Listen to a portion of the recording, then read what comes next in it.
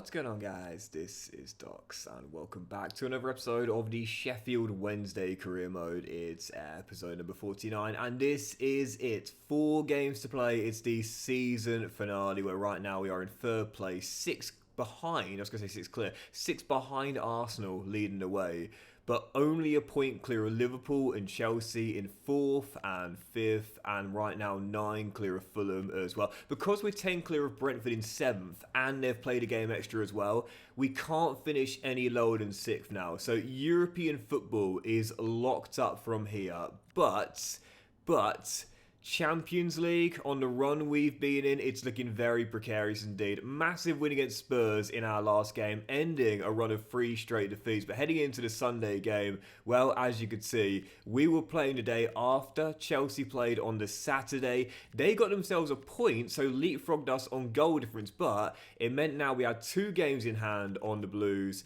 and still the game in hand on Liverpool as well. Thank you, Fabian Herzula, for the draw against Brighton. City were also held at home to Aston Villa, though Arsenal did win, as it's definitely their title to throw away from here. But advantage Sheffield Wednesday heading in to the final 4 games because of Chelsea's draws. I'm going through the fixtures here once again just to double check I saw it right. As you can see, 2 games in hand on Chelsea, and that would mean with the game in hand on Liverpool as well, 6 clear of Fulham in 6th place as well. We know Europa League is locked up from here, but 4 games to play, 2 wins and a draw, so 7 points. I did the maths and I made sure I was right. 7 points, and that would lock up a Champions League spot. 4 to play, and it was ours to throw away from here. So on the back of the disappointment against Sunderland in the FA Cup semi-final, it was a brilliant response to beat Spurs in the previous game, but now we had to make sure we didn't blow it from here. 3 of the 4 final games, all being at home as well. Hillsborough was rocking, Hillsborough were expectant, and 6 minutes in, Hillsborough witnessed one of the goals of the season. Yep, first game of the final 4, the first 3 being at home, and Michael Chalciku, call him Cannon Chalciku, what a strike from the Kenyan, rockets one from 23 yards, bang in the top corner, and Sheffield Wednesday lead Forest in the first 10 minutes, courtesy of a thunderbolt from Michael, and our 3rd of the season as well. It was the perfect start to a high-pressure game, and 20 minutes later, looking for a second, Bailey tried to do what Chelsea did, beat the keeper from range, but just couldn't bend it into that far corner. But still leading by 1, and it was one of those games where you don't let the opposition out. You are swarming them, playing a really high press, winning the ball back regularly as well in their final third. And it's a numbers game. You keep on doing that, eventually, over time, you'll get yourself a goal, and we would. 38 minutes in, Michael Wheeler gets his 14th of the season. Unlike last year, he's not a dark horse for the golden boot anymore. The 4 weeks he missed midway through the season definitely put a spanner in the works for him chasing that golden boot, but he won't mind one bit dropping down the goal scoring chart if he gets Sheffield Wednesday into the Champions League. We led by 2 heading into the break, and we were just on it, and that continued in the second half as well. Unlike recent seasons where we'd be leading and then we'd recede into ourselves feeling the pressure, now we're a lot more ruthless and go for the killer blow. 6 after the restart, Cadamarteri's 13th of the year made it 3, and we weren't done there. 21 minutes to go, looking for an epic performance here at Hillsborough for our final 4, and the perfect way to lay down our intent in the first of the remaining games. 71 minutes in, goodness gracious me, the goals in this game were absolutely incredible, and Roman Buckley said to Chelsea, anything you can do, I can do better. Turns the camera on the fans, and all 3 of our top scorers, I love this celebration by the way, Wheeler, Buckley, Cadamarteri, all 3 of which are in double digits for goals this season. All 3 of them got goals in this game as well. It really was picture book kind of stuff. It really was old school Doc's career mode kind of stuff. What a goal from Roman Buckley. Clips the underside of the crossbar, Tony Yeboah style. And Wednesday are now 4-0 up on Nottingham Forest. Absolutely tremendous performance from the lads. And with 5 to go, still leading by 4, looking for a 5th goal. And I believe our biggest win of the save. Certainly in the Premier League era, we'd get it as well. Like I said, the goals in this game were brilliant. It was one of those where, you know those games where you're just in complete control from the first whistle, and you feel, I don't know how to describe it, but you just feel like you're in flow state. It's the best kind of feeling, man. You don't get it very often, but when you do feel that way, you just feel like you can pull off anything.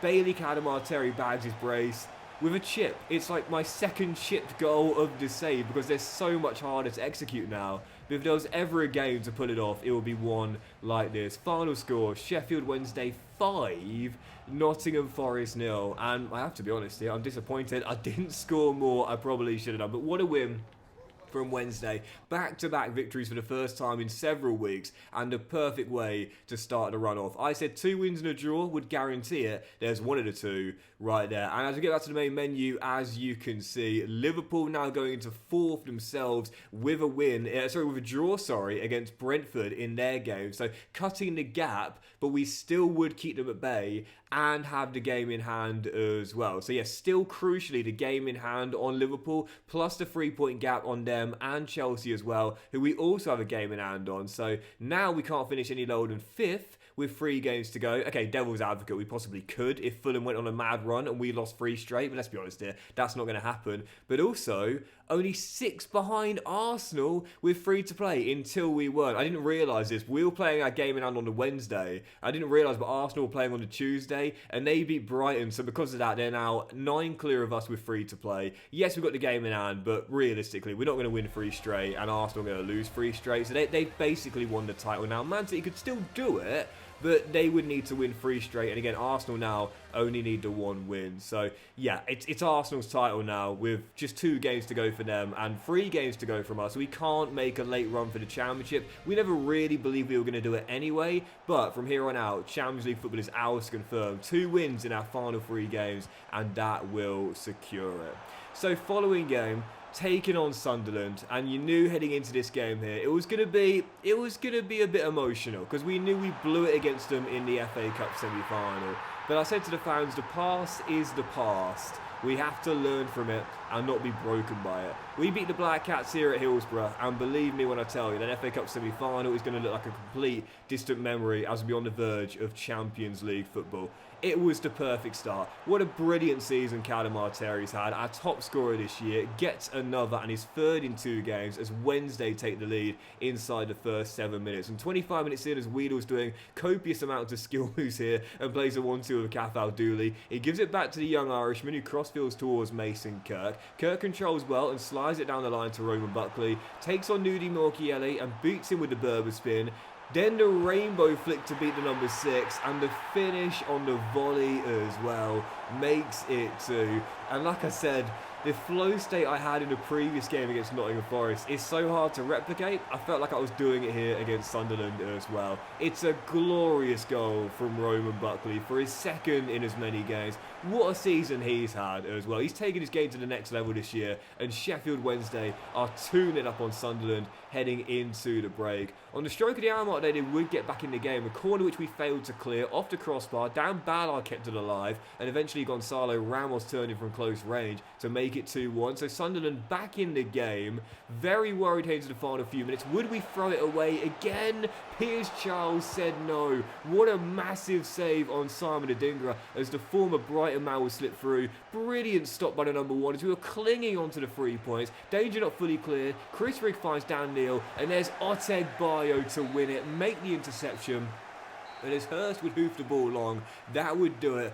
Final score, Wednesday 2, Sunderland 1. Almost blew it in the following game from a 2-0 lead. Thankfully, Charles and Oteg Bayo, 2 of the OGs here, combined for a big stop and save as we held on for the 3 points. We win our game in hand, and that means that with 2 games to go, again, if you want to play devil's advocate, we can catch Arsenal, but it's not going to happen, let's just say that. But we're now 6 clear of both Liverpool and Chelsea in 4th and 5th after winning that game in hand on the Wednesday night. And it simply meant this, heading into the final home game of the campaign and the penultimate game of the season as well, Well, two things could happen here at Hillsborough. Arsenal could win the championship despite not playing, and also we could qualify for the Champions League as well, because we hosted Manchester City in second place, so of course we could still leapfrog with 2 games to go and jump into second. Whether it's second or third, or I'll be honest, fourth as well, I really could not care less. It would be amazing to say we were technical runners-up in the Premier League this year,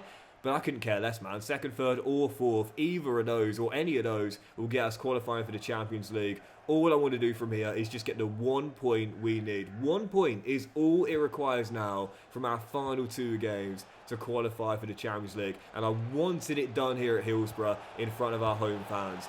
3 straight wins for Wednesday. Let's get another win, and let's ensure that CL football is locked up heading to the final day.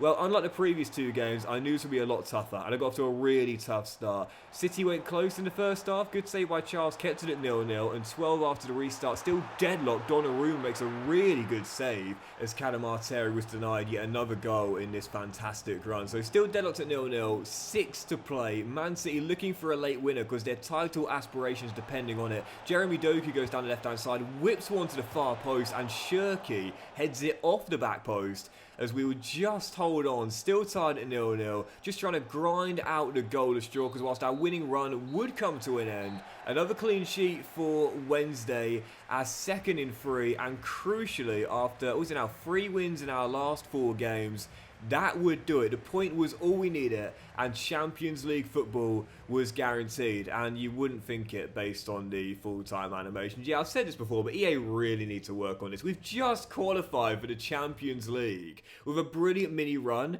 and the lads just walk off like, yeah, that's great, that's cool, that's good, I want to go home. It's like, oh, come on, like, seriously, so there you go. Man City could still win the title on the final day, but they needed to win a Manchester derby, and all Arsenal needed was a point. But yeah, because the point was all we needed with 2 games to go, even though it was a draw, and even though we failed to score, I can understand at any other point in the season you might feel somewhat disappointed, but not now, guys. Champions League football has just been confirmed to be coming to Hillsborough for the first time in club history next season.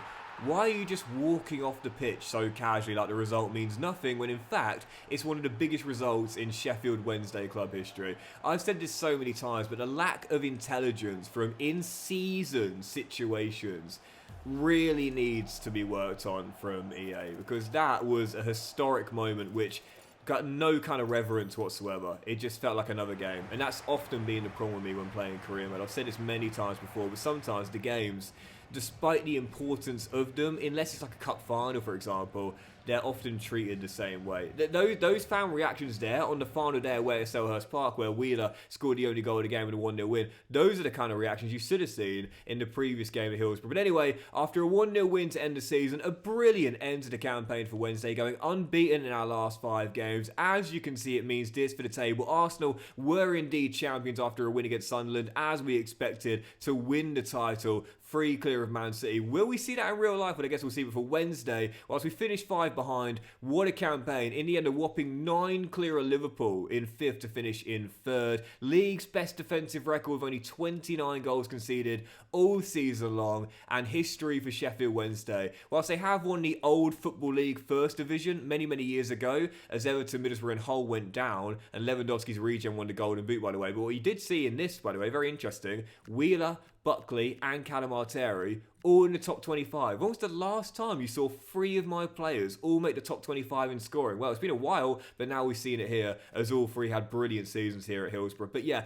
whilst they have won the old First Division many, many years ago now, or many decades ago now, or maybe a century ago now, thinking about it, but never won the Premier League before in the Premier League era Sheffield Wednesday, and in the Premier League era, this is the highest we've ever finished as a club. So history made here at Hillsborough, as Charles also won the Golden Glove as well. Wasn't in the team of the season though. We did get 3 representatives, very interesting indeed. Bennett was in there, Otegbayo was in there, and Chao Siku also made it in there as well for the team of the season this year. And the player of the season went to Gabriel Martinelli for Arsenal, leading them to the title. I thought Ferran Torres might have won it. I think it was second or third in scoring behind Lewandowski's regen, but even so, Martinelli player of the season. But I think he did win the assist title. Or was he second? I can't remember, but you would have seen it. But even so, Martinelli was the player of the season for the Gunners in their Premier League title winning season. But as for the other things that happened this campaign, Arsenal beat Man City in the Carabao Cup final 2-1. Will we see it in real life in a few weeks' time? Well, I guess we'll see. Looking forward to that at Wembley. In the end, it was Fulham who won the FA Cup, not Sunderland. They beat our team that we got knocked out to in the semis on penalties to win the FA Cup. Fulham FA Cup winners, and the Championship, West Ham and Ipswich the top two. The playoffs will be Leeds, Stoke, Southampton and Norwich. And for Sheffield United, I really want them back in the Premier League, but it won't be next season. 17th finish for our rivals this year in the second tier. Club Brugge won the Conference League. Barcelona beat Liverpool in a blockbuster of a Europa League final 2-0. And as for the Champions League, which we are going into next season, literally cannot wait. It was an Arsenal-Real Madrid final, and the Spanish side ran out winners 2-0 to collect yet another Champions League to add to their ever-growing collection. So that is that for Season 7, and what a fantastic campaign for Wednesday. It is, without a shadow of a doubt, our most successful ever. For the Carabao Cup, the furthest we ever went getting to the quarterfinals. For the FA Cup, the furthest we've ever gone getting to the semi-finals. And for the Premier League, the best we've ever finished in third place. All across the board, it was a phenomenal campaign from Sheffield Wednesday. And I often say this, when you are doing an RTG, there is one season which stands out against the others as what you call your biggest progressional year. It was this one, without a shadow of a doubt, because not only did the team develop absolutely brilliantly, we've now become a 4.5 star. I believe that everyone apart from Mason Kirk in our starting 11 now at right back is plus 80 overall, I believe. I think that's right. But it was an incredible season with the growth of the players. It was an incredible season for 3 players in particular, with Buckley, Cadamarteri and Wheeler all in top 25 for scoring and getting to double digits. Charles winning the Golden Glove. Chalciku getting represented in the team of the season alongside Otegbayo as well. But crucially for our on-the-pitch performances, again, to get to Wembley for the first time in the save. I should say not via the playoffs, but you know, in the FA Cup, to reach the Carabao quarter-finals as well, the furthest we've ever gone in that competition in the save too, and of course crucially to finish top 4 as well.